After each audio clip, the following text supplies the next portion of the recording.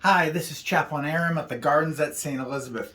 One of the practices that my wife and I are involved with is called Lectio Divina. Some of you might be familiar with that. It's when you take a small bit of scripture and you read it slowly, then you have some silence, and then you look at it and you see what word or phrase stands out to you. Then you read it again, then you see how does that word or phrase speak into your life.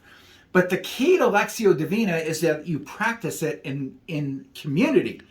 And it has been life changing for me to be in community where everybody together, usually when we do it, there's 6 to 8 people, and to get everybody's perspective on a certain passage. Usually it's in the Gospels about Jesus' life. Well, anyways, last night we were doing it, and the passage was when Jesus said, "Beware of false prophets. They're like sheep on the outside, but on the inside, they're really ravenous wolves."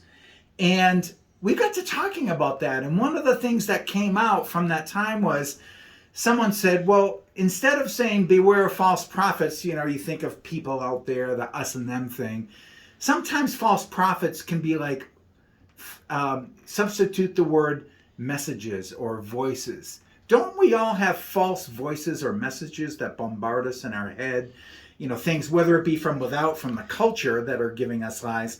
But I don't know if you're like me, but for me, it's stuff from within. It's like my brain is always going, and these negative voices are giving me guilt or telling me lies and things like that. Well, anyways, all that to say, my wife shared this beautiful quote that just lightened the mood for everybody. It's from Anne Lamott. God bless Anne Lamott. If you've ever read her, she's hysterical, but she's real.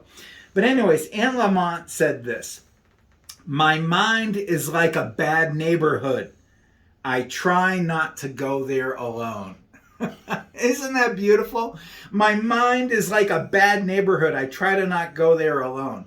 What she means by that is you got to have community. You've got to have people to talk with and process these things with. Because if you're trying to do it alone, you've got these voices that'll condemn you, make you feel guilty, or attack you, and all these negative voices we can't make sense of. So it just shows the importance. We need one another. We need community to help us on the journey.